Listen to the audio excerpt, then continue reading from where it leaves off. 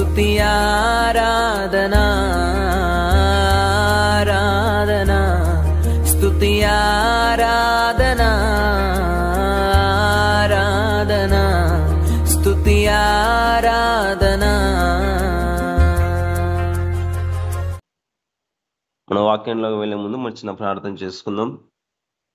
మనం ఎంతగానో ప్రేమిస్తున్న మా ప్రియ పరలోకపు తండ్రి, నీకే వందనాలు, స్తుతులు, స్తోత్రాలు ప్రభువా.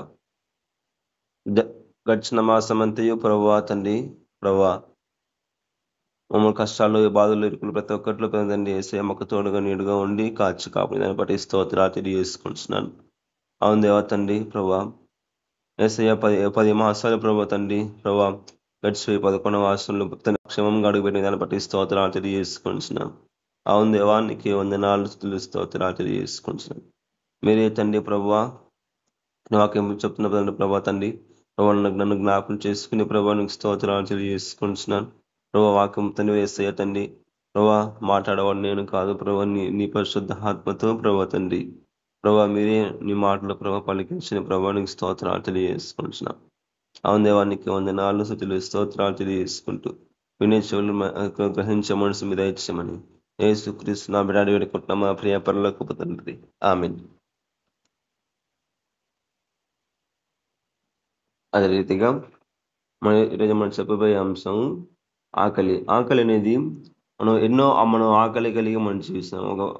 ఎందుకంటే మా ప్రతి ఒక్కరూ పనికి లేదంటే జాబులకు ఆయా పనికి ఎందుకు వెళ్తున్నారంటే ఆకలి అని తీర్చుకోవడానికి. అదేవిధంగా మన పిల్లలు ఎటువంటి కష్టం పడకుండా, ఎటువంటి ఇబ్బంది పడకుండా, ఎటువంటి వాళ్ళు శ్రమల పాలు కాకుండా వాళ్ళ ఆకలి తీర్చుకోవడానికి ఎంతో వాళ్ళని ఆకలి తీర్చే వారంగా మనం ఉంటాం.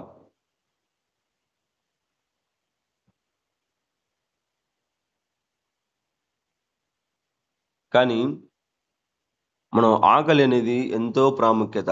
ఎందుకంటే ప్రతి ఒక్క పని మనం ఆకలి తీర్చుకోవడానికే మనం పని చేస్తాం. అదే రీతిగా మన పిల్లలు వాళ్ళు కష్టపడకూడదని, లేదంటే వాళ్ళు ఎక్కువ కష్టపడకుండా వాళ్ళు సుఖంగా ఉండాలని, మనలాగా కష్టపడకూడదని, మనలాగా బాధపడకూడదని, మనలాగా వాళ్ళు ఇబ్బంది పాలు కాకూడదని, మనలాగా అవమానాలు పొందకూడదని వాళ్ళు ఎంతగానో చిన్న వయసులోనే మనం ఎంతో కష్టపడి ఆస్తి సంపాదించి వాళ్ళ ఆకలి తీర్చే వారంగా మనం ఉంటాం.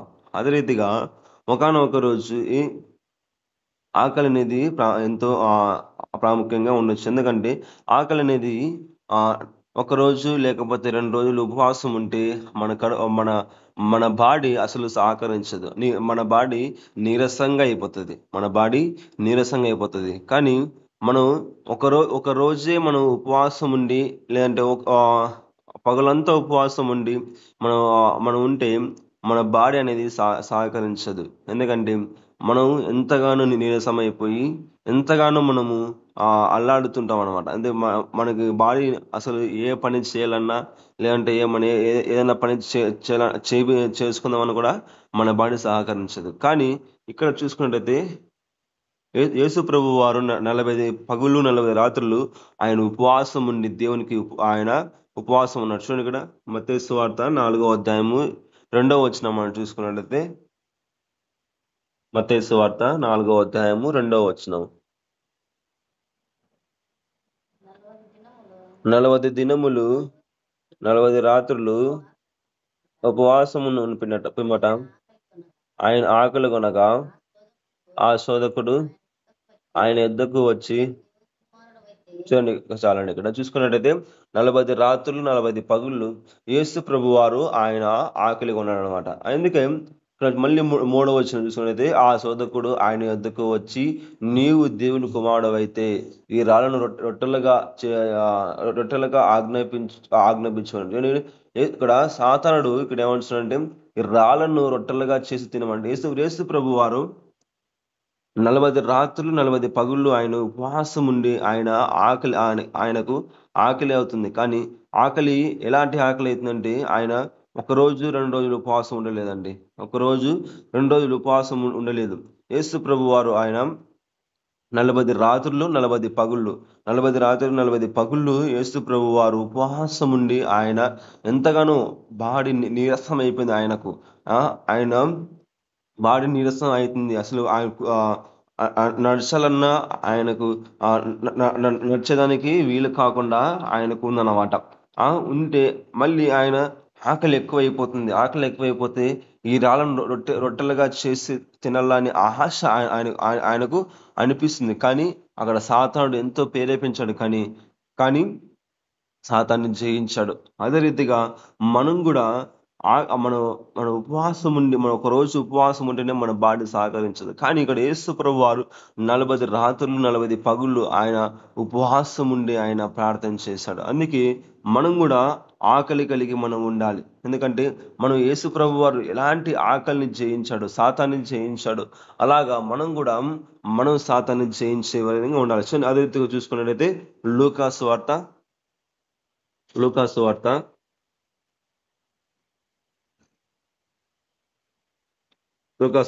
6వ అధ్యాయము 25వ వచనం మనం చూసుకున్నట్టయితే లూకాసు వార్త 6వ అధ్యాయం 25వ వచనం. అయ్యో ఇప్పుడు కడుపు నిండిన వారులారా మీరు ఆకలి కొనెదరు. చాలండి చూసుకున్నట్టయితే అయ్యో ఇప్పుడు ఆ కడుపు నిండి ఉన్నలారా మీరు ఆకలి కొనెదరు. చూడండి ఇక్కడ ఎవరున్నారండి? కడుపు నిండేవారు అన్నమాట. కడుపు నిండి వాళ్ళు మిగిలిపోయిన వారు మళ్ళీ వాళ్ళు ఆకలి కొనేదంటారు. చూడండి ఆనాడు కాలంలో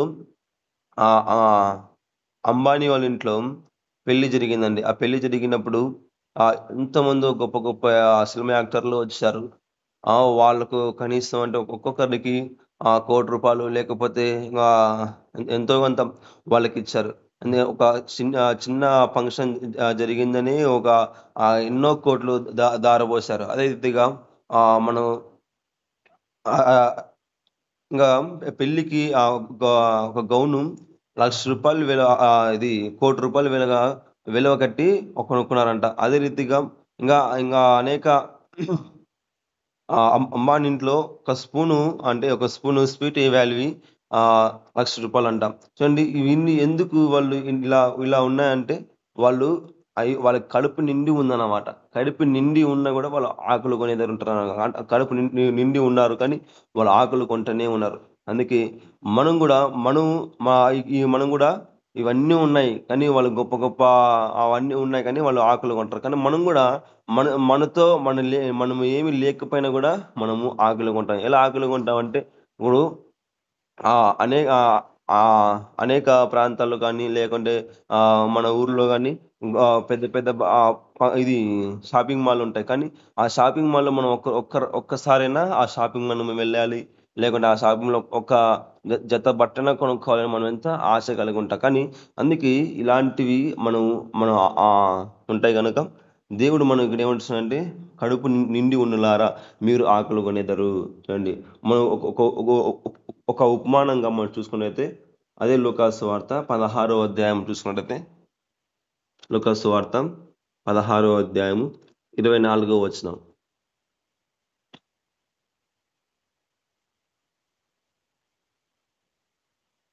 తండ్రివైన అబ్రహామా నా యందు కనికరపడి తన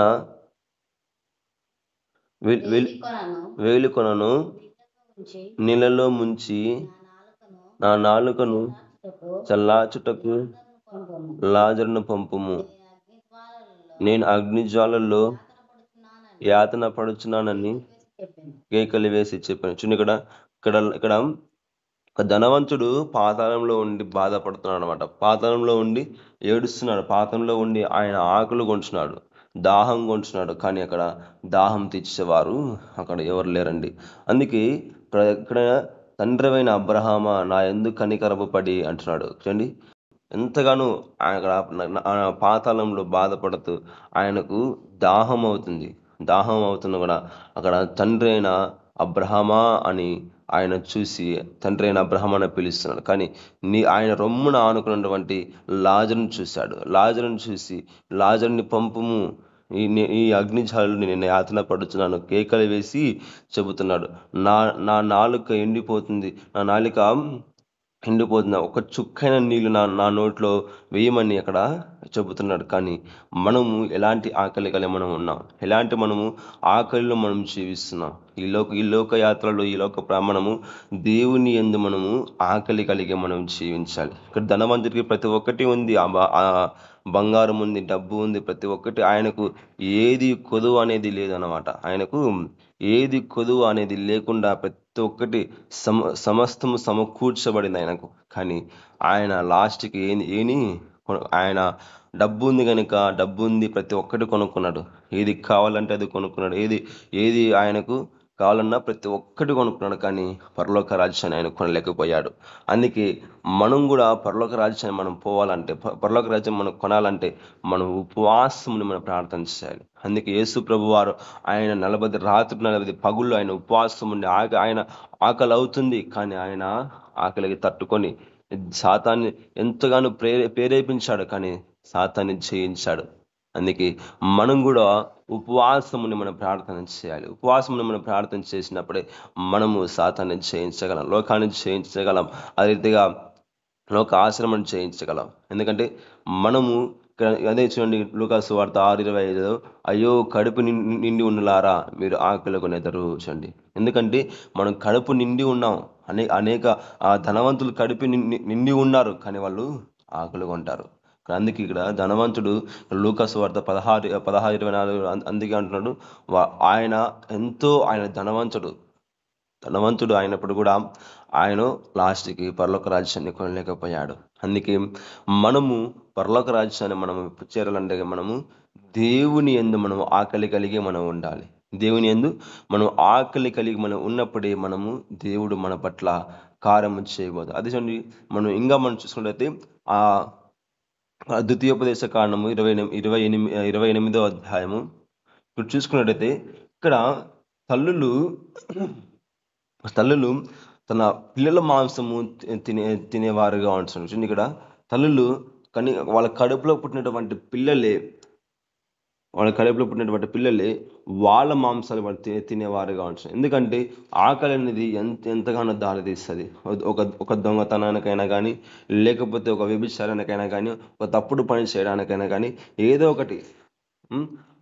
ఆ దొంగతనం అనేది మనం పాడు చేయడానికి మాత్రమే, లేకుంటే మనల్ని పాడు చేయడానికి మాత్రమే అది ఆకలి దారితీస్తుంది. చూడండి, ద్వితీయోపదేశ కాండము 28వ అధ్యాయము, ద్వితీయోపదేశ కాండము 28వ అధ్యాయము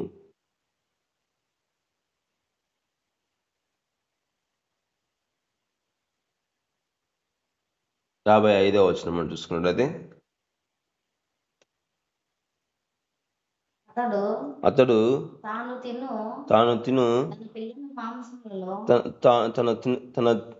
తాను తన పిల్లల మాంసములలో కొంచెమైనను వారిలో నేను ఎవరికి పెట్టను, ఏలయనగా మీ శత్రువులు మీ గ్రామంలో అన్నిటి యందును మిమ్మును ఇరుకుపరచుట వలనను ముట్టట వేయుట వలనను వానికి మిగిలిన ఏది ఉండదు. చాలండి, చూసుకున్నట్లయితే ఇక్కడ 55వ వచనంలో, అతడు తాను తన పిల్లల మాంసములో కొంచెమును వారికి నేను ఎవరికి పెట్టాడు.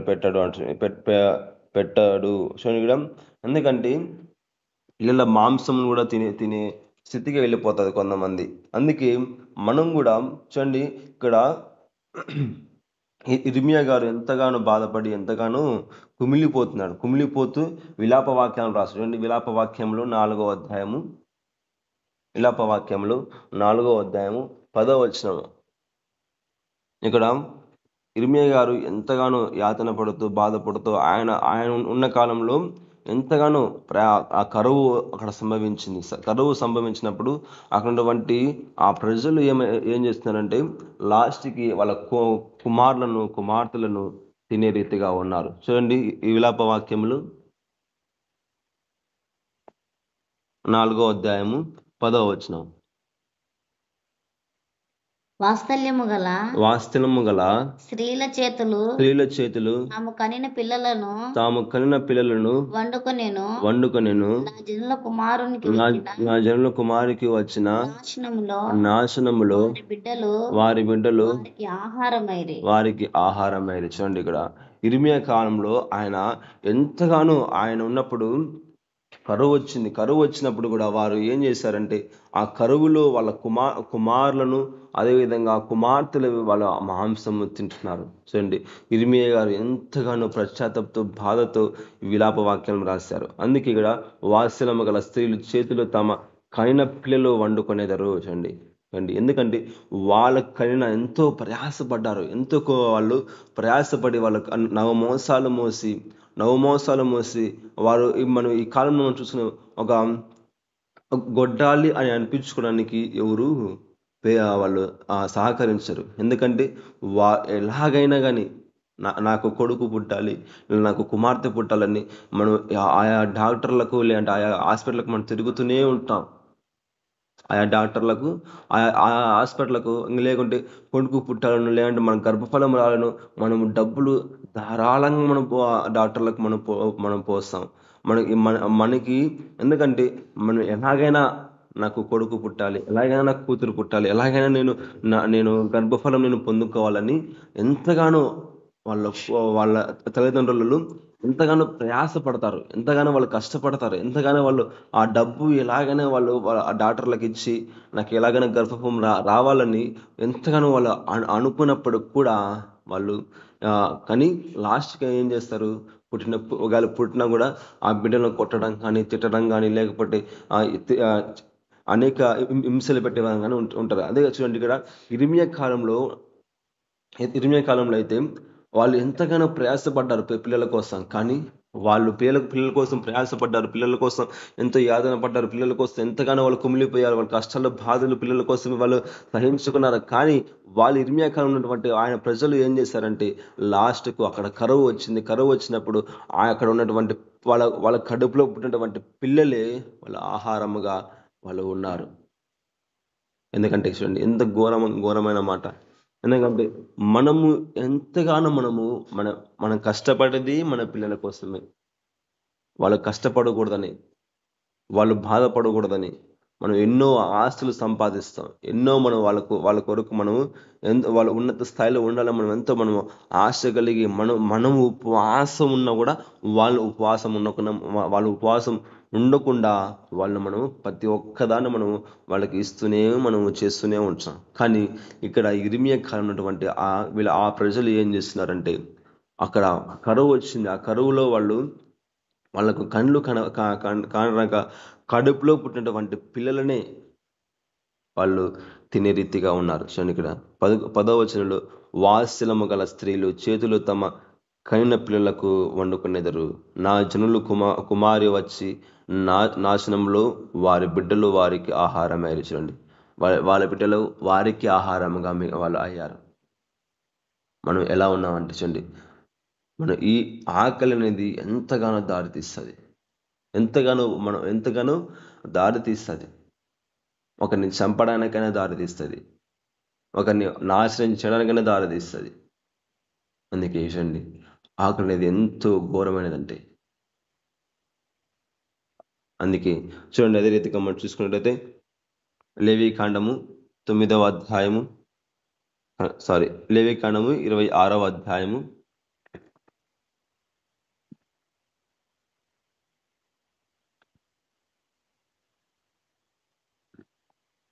లేవీకాండము 26వ అధ్యాయము 29వ వచనం. మీరు మీ కుమారుల మాంసమును తినేదరు, మీ కుమారుల మాంసమును తినేదరు, మీ కుమార్తెల మాంసమును తినేదరు. చాలా చూడండి, ఇక్కడ ఏమంటున్నానంటే ఇక్కడ మీ కుమారుల మాంసమును తినేదరు, మీ కుమార్తెల మాంసమును తినేదరు. చూడండి లాస్ట్కి, ఎందుకంటే ఈ ప్రవచనం ముందే నెరవేర్చబడింది. ఈ ప్రవచనం ముందే నెరవేర్చబడింది. అందుకే ఇర్మియా కాలంలో కరువు వచ్చింది. ఆ కరువులో వారు ఏం చేశారు, లాస్ట్కి కుమారుల మాంసమును కుమార్తె మాంసమును వాళ్ళు తినేవారుగా ఉంటున్నారు. ఇర్మియా గారు ఎంతగానో బాధపడి ఎంతగానో ఎందుకు ఇలా అవుతుందని ఆయన ఎంతగానో ప్రశాపముతో బాధతో వాళ్ళు హెచ్చరిస్తూనే ఉంటున్నారు. కానీ వాళ్ళు ఆయన మాట వినలేదు. అది చూడండి, ఇంకొక వచనం మనం చూసుకున్నట్టయితే రెండవ రాజులు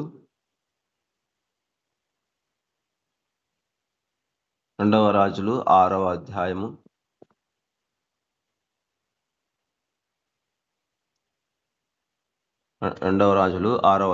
28వ వచనం మనం చూసుకున్నట్టయితే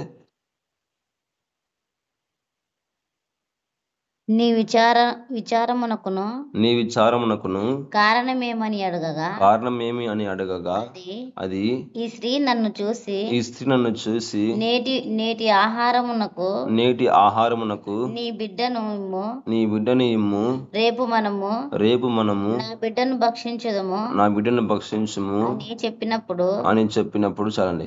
చూసుకున్నట్టయితే ఇక్కడ ఇద్దరు స్త్రీలు ఒప్పందం చేసుకుంటున్నారు. అంటే ఒప్పందం అంటే ఆస్తి సంబంధించిన ఒప్పందం కాదండి. తన పిల్లలకు ఈరోజు నా బిడ్డను ఇస్తా, ఈరోజు నా బిడ్డకి మన ఇద్దరం ఆహారంగా వండుకుందాం, రేపు నీ బిడ్డనిచ్చి రేపు మనం ఆహారంగా వండుకుందాం. చూడండి, కానీ వాళ్ళ కడుపులో పుట్టినటువంటి పిల్లలే ఆ స్త్రీలు ఏం చేస్తున్నారండి? వాళ్ళ కడుపులో పుట్టినటువంటి పిల్లలు వాళ్ళు ఆహారంగా మార్చుకుంటున్నారు. వాడు కడుపులో పుట్టినటువంటి పిల్లలే ఆహారముగా వాళ్ళు మార్చుకుంటున్నారు. చూడండి, మనం ఆకలి ఎంతగానో దారితీస్తుంది. అందుకే ఇక్కడ ఇద్దరు స్త్రీలు ఇక్కడ ఒప్పందంగా మాట్లాడుతున్నారు. ఈరోజు నా బిడ్డని ఇస్తా, రేపు నీ బిడ్డని ఇద్దరం మనం కలిసి తిందామని వాళ్ళు అనుకుంటున్నారు. ఎందుకు ఇంత కరువు వచ్చింది? ఎందుకు వీళ్ళు ఇలా వాళ్ళు కరువు కాలంలో ఉన్నారు? ఎందుకు వాళ్ళు ఇలా మాట్లాడుతున్నారు అసలు? ఎందుకంటే అక్కడ కరువు అనేది ఎక్కువ సంఘటించింది, ఎక్కువ అక్కడ వచ్చింది. అందుకే ఆ కరువులో మనం చూసుకోవచ్చు. ఎందుకంటే కరోనా వచ్చినప్పుడు ఎంతో మంది చనిపోయారు. వాళ్ళు ఆకలి దప్పలు లేవు, వాళ్ళు అక్కడ ఏదైనా వండుకోవాలన్నా కూడా మనం వండలేకపోతున్నాం. ఎందుకంటే కరువు వస్తుంది, అది కరోనా వస్తుందేమని. లేకుంటే ఒకంత మనము మాట్లాడాలన్నా, ఒకంత మనం చేయి కలపాలన్నా, ఒకంత మనం అక్ చేసుకోవాలన్నా కూడా వాడు కరోనాకు వస్తుందేమోనో అని మనం ఎంతగానో భయపడ్డాం. ఆ కరోనా కాలంలో లెక్కలేని మంది చనిపోయారు. ఒకరు గారు, ఇద్దరు గారు, ఆయా ప్రాంతాలు, ఆయా ఊర్లో, ఆయా దేశాల్లో, అక్కడ ఉన్నటువంటి ప్రతి ఒక్కరూ ఒక్క ఊరిలో లేక ఒక పల్లెటూరులో కానీ ఒక ఊర్లో కానీ కనీసం ఒక 100 మంది అన్నా, లేకపోతే ఒక 50 మంది అన్నా వాళ్ళు చనిపోయారు. ఎందుకు? కరోనా రావడం వల్ల. ఆ కరోనా రావడం వల్ల కనీసం ఒక 50 మంది అన్నా ఒక ఊరిలో చనిపోయారు. అదే రీతిగా ఇక్కడ ఆ కరువు అనేది వచ్చింది. ఆ కరువు అక్కడ వాళ్ళకు ఏదో వైరస్ రావడం అది కాదు, వాళ్ళకు కరువు అనేది వచ్చింది. ఆహారం లేదు, తినేదానికి బియ్యం లేవు, తినేదానికి అక్కడ ఏదైనా చేసుకోవడానికి వంట సామాన్లు అక్కడ వంట చేసుకోవడానికి ఏంటివి లేవు. అందుకే వాళ్ళు ఏం చేశారు? కానీ వాళ్ళ కడుపులో పుట్టినటువంటి బిడ్డలే వాళ్ళు ఆహారంగా మార్చుకున్నారు. వాళ్ళ కడుపులో పుట్టినటువంటి పిల్లలే ఆ స్త్రీలు ఆహారముగా మార్చుకున్నారు. చూడండి, అదే ద్వితీయోపదేశకాండము 28వ అధ్యాయం చూసుకున్నట్లయితే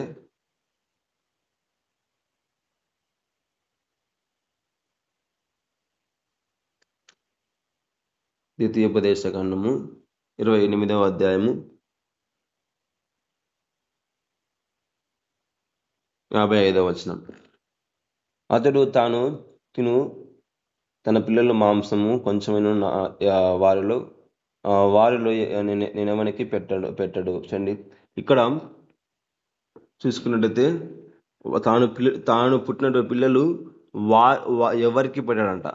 వాడు మాత్రమే తినాలని ఎంతగానో ఆశపడుతున్నాడు. కానీ నేను ఎవరికి పెట్టను, నా పిల్లల మాంసం నేను ఎవరికి పెట్టను, నేను మాత్రమే తినాలి. ఎందుకంటే రేపు నేను అదే తింటాను, ఎల్లుండి అదే తింటానని ఆయన అనుకుంటున్నాడు.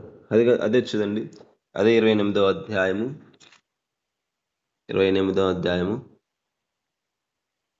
ద్వితీయోపదేశ కాండము 28వ అధ్యాయము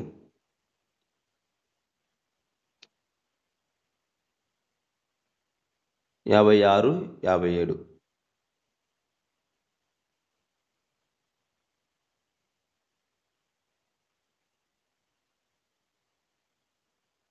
ద్వితీయోపదేశ కాండము 28వ అధ్యాయము 56, 57 వచనం మనం చూసుకున్నట్లయితే, నీ గ్రామములలో నీ శత్రువులు నిన్ను ఇరుకుపరచుట వలనను ముట్టడి వేయుట వలనను ఏమీ లేకపోవుట చేత మీలో మృదుత్వము అతి సుకుమారమును కలిగి మృదుత్వము చేతను అతి సుకుమారము చేతను నేల మీద తన అరకాలు మోప తొలగింప స్త్రీ తన కాళ్ళ మధ్య నుండి పడు మావిని తాను కనబోవు పిల్లలను తాను రహస్యముగా తినవలనని తన కౌగిటి పెనిమిటి ఎడలైనను తన కుమారుని ఎడలైనను కుమార్తె ఎడలైనను కటాక్షము చూపకపోవును. ఇక్కడ చూసుకున్నట్టయితే ఇక్కడ ఒక రాణి, ఆమెకు సమస్తము ఉంది. ఆమెకు డబ్బు, మళ్ళీ బంగారం, ప్రతి ఒక్కటి ఆమెకు ఉంది. కానీ ఆమె దాని తర్వాత ఆమెకు కుమారులు ఉన్నారు, కుమార్తెలు ఉన్నారు, ప్రతి ఒక్కరూ ఉన్నారు. ఆమెకు భర్త ఉంది, కుమార్తెలు అందరూ ఉన్నారు. కానీ ఆమె కరువు వచ్చినప్పుడు, ఆ కరువు కాలంలోనే ఆమెకు గర్భఫలం వచ్చింది. గర్భఫలం వచ్చినప్పుడు ఆమె ఏం చేస్తుందంటే, ఆమె పెనిమిటి తెలియకుండా, కుమార్తెలకు తెలియకుండా ఆమె ఒకరు గర్భము ధరించారంటే మనం అక్కడ ఉన్నటువంటి ప్రాంతం ఎంతగానో సంతోషపడతారు. అదే రీతిగా మన కుటుంబం ఎంతగానో సంతోషపడుతుంది. కానీ ఆమె గర్భఫలము ధరించినప్పుడు, గర్భఫలం వచ్చినప్పుడు ఆ పెనిమిటికి, ఆమె భర్తకు తెలియకుండా, ఆమె కుమార్తెకు తెలియకుండా, కుమారునికి తెలియకుండా ఆమె ఏం చేసింది? ఒంటరిగా ఆమె ఉంది. ఒంటరిగా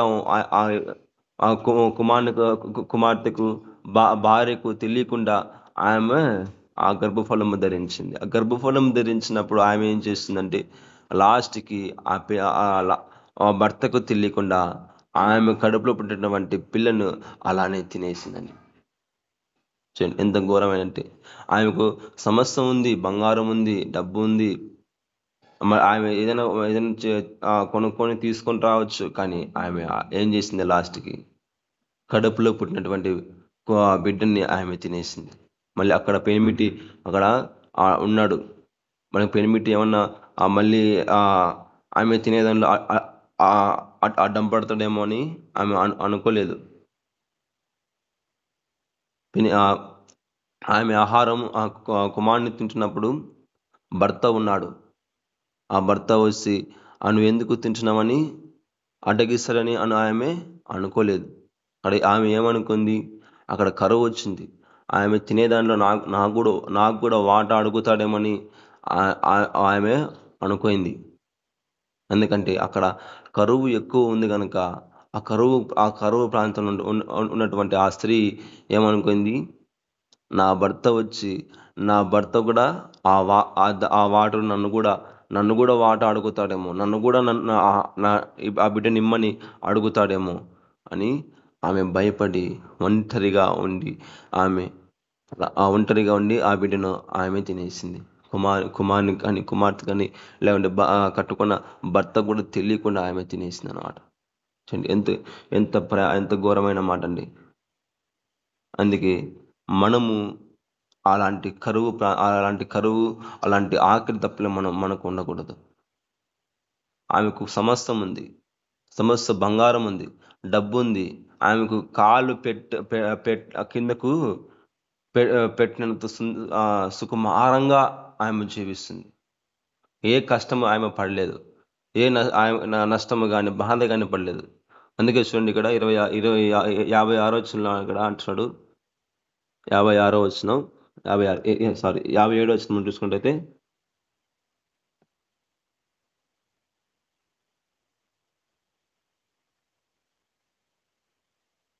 56వ వచనం మరొకసారి చదువుకుందాం.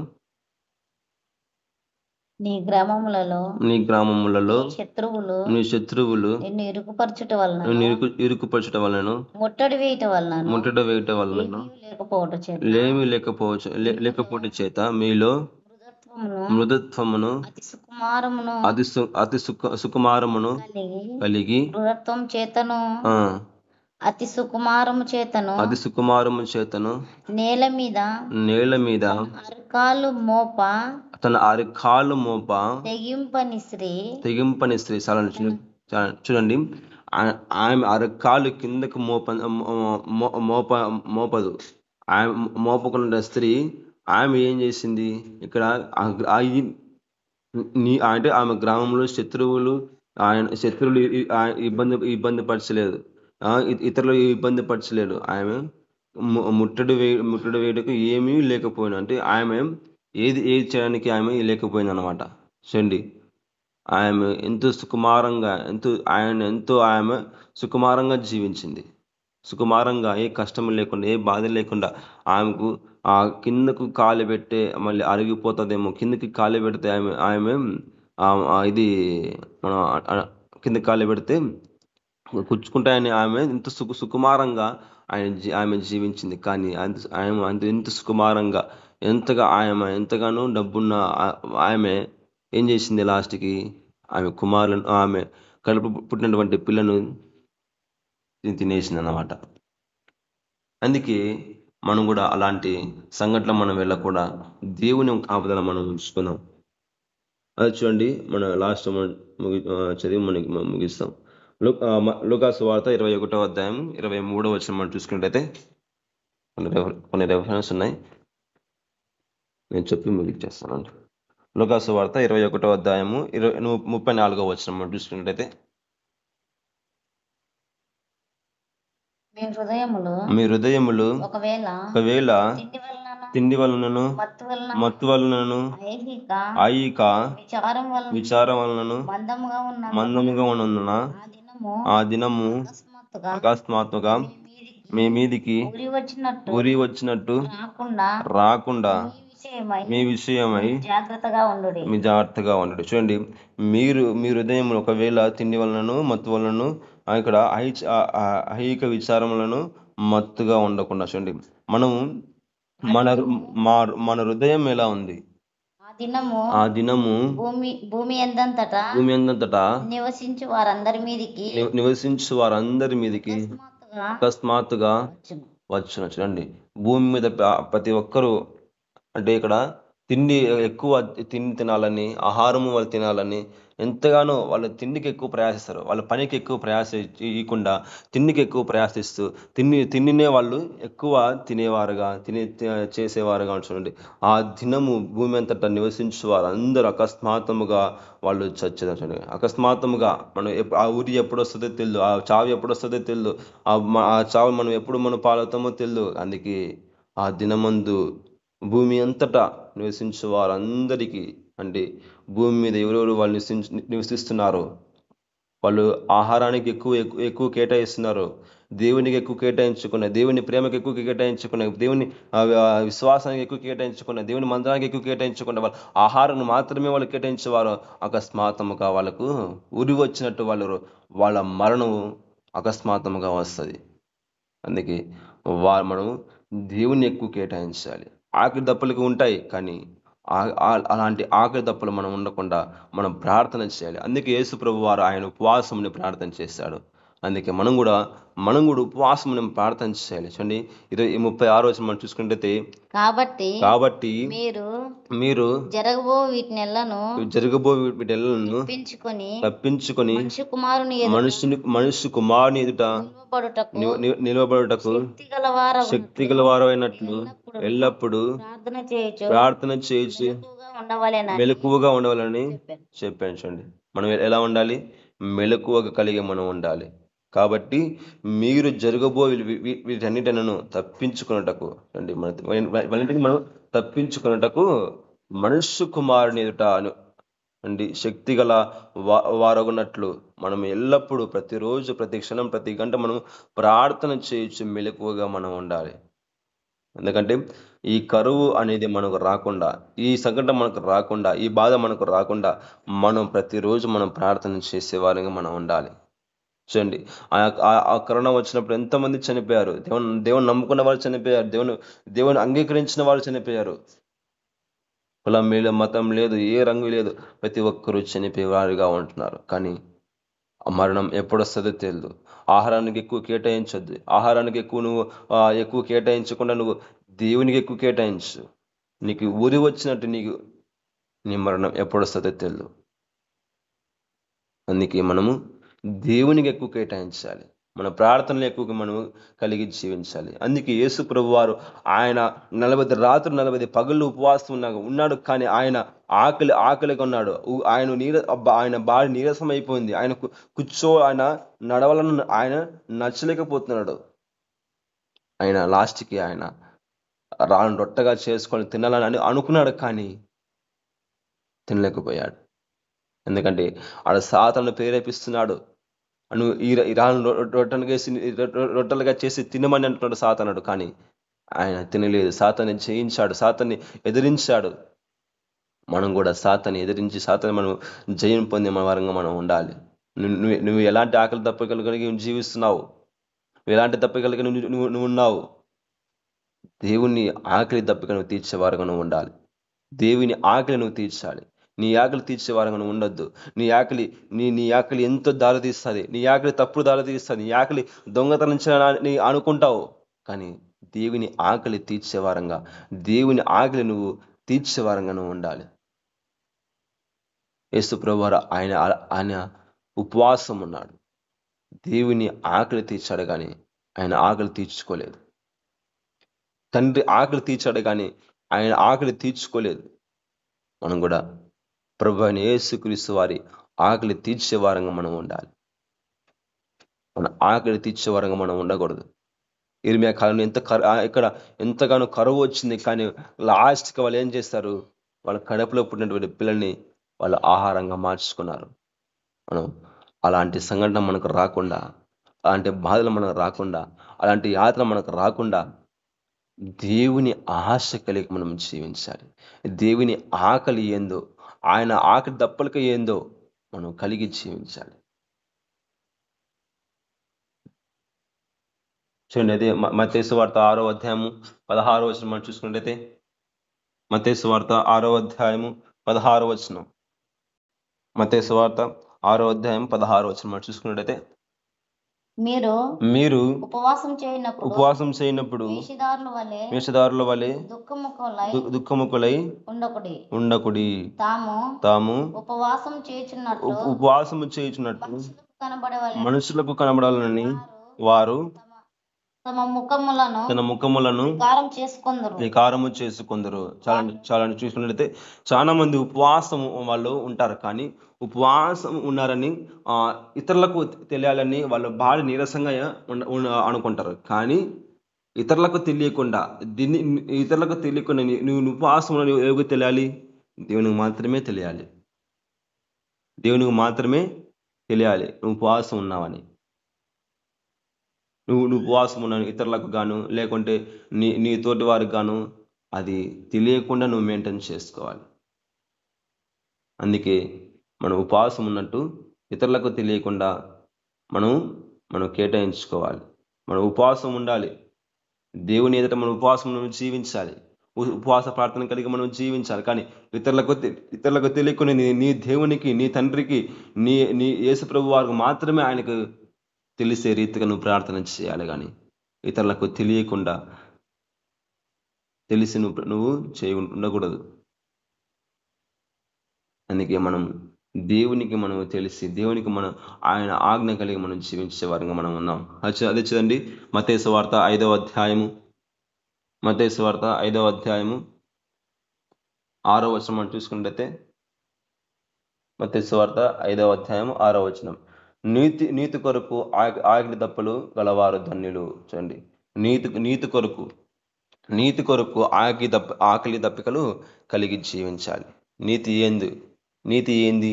యేసు ప్రభువారు ఆయన నీతిగా జీవించాడు. ఆయన నీతిగా ఉన్నాడు. ఆయన మాత్రమే దేవుడు, ఆయన మాత్రమే సజీవుడు, ఆయన మాత్రమే సమాధి గెలిచిన దేవుడు. ఆయన నీతిమంతుడు. ఆయన తప్ప ఈ లోకంలో ఏ దేవుడు కానీ ఏ మనుషుడు కానీ నీతిగా జీవించలేదు, నీతిగా ఉండలేదు. అందుకే ఆయన ఆకలి దప్పికలు కలిగి మనం జీవించాలి. యేసు ప్రభువారు ఆకలి దప్పికలు ఆయన ఆకలి ఏందో ఆ ఆకలి తీర్చే వారంగా, ఆయన దప్పిక తీర్చే వారంగా మనం ఉండాలి. అప్పుడే మనం దేవుని కుమార్తెగా మనం అగుపడతాం. మన ఉపవాసం మనకు ప్రాయశ్చిత్తం మనకు వస్తుంది.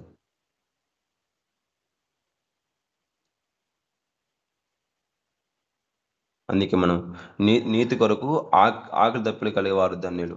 నీతి కొరకు మనం ఆకలి దప్పికలు మనం కలిగి ఉండాలి. అది నీతి కొరకు మాత్రమే మనం ఆకలి కొనాలి. నీతి కొరకు మాత్రమే మనం ఆకలి కొని మనం జీవించాలి. నీ ఆహారం కొరకు, నీ ఆకలి కొరకు నువ్వు జీవించొద్దు. దేవుని కొరకు నువ్వు జీవించు. దేవుని కొరకు నువ్వు ప్రయాసపడదు. దేవుని కొరకు నువ్వు నీ శ్రమలు పడదు. దేవుని కొరకు నువ్వు ఆ కష్టాలు పడదు. దేవుని కొరకు నువ్వు అవమానం పొందు. కానీ నీకోసం నువ్వు అవమానం పొందొద్దు. నీకోసం నువ్వు కష్టపడద్దు. అనే కాలంలో ఎంతోమంది ప్రవక్తలు దేవుని కోసం వాళ్ళు కష్టపడారు, దేవుని కోసం వాళ్ళు ప్రయాసపడారు, దేవుని కోసం వాళ్ళు ఎంతగానో కుమిలిపోయారు, నలిగిపోయారు. లాస్ట్కి అధశాస్త్రిగా అయిపోయారు. వాళ్ళు దేవుని కోసం వాళ్ళ ప్రాణాన్ని కూడా వాళ్ళు లెక్క చేయలేదు. వాళ్ళ ప్రాణాన్ని వాళ్ళు నా ప్రాణం ఏమైపోయినా పర్లేదు, ఈ ప్రాణం ఏమైపోయినా పర్లేదు, కానీ నేను దేవుని కొరకు నేను పని చేస్తాను, దేవుని ఆశ కొరకు నేను పని చేస్తాను, దేవుని ఆకలి నేను తీర్చేవారు నేను ఉంటానని ఆనాడు కాలంలో అపోస్తులు కానీ ప్రవక్తలు కానీ వాళ్ళు అలానే చేశారు. మనం కూడా ఆయన ఆకలి తీర్చేవారంగా మనం ఉందాం. ఆయన దప్పిక తీర్చేవారంగా మనం ఉందాం. అందుకే మనం దేవుని ఆశ, దేవుని కోరిక, దేవుని ఆకలి మనం తీర్చేవారంగా మనం ఉన్నప్పుడే దేవుడు మన ఆశ మనము తీర్చేవారంగా మనం ఉన్నాం. అందుకే మనం దేవుని ఆకలి మనం తీర్చేవారంగా మన ఆహారము మన ఆకలి మనం తీసుకోకుండా దేవుని ఆకలి తీర్చేవారంగా మనం ఉందాం. ఈ దేవుని వాక్యం దీవించి ఆస్వాదించి బలపరచును గాక. ఆమేన్.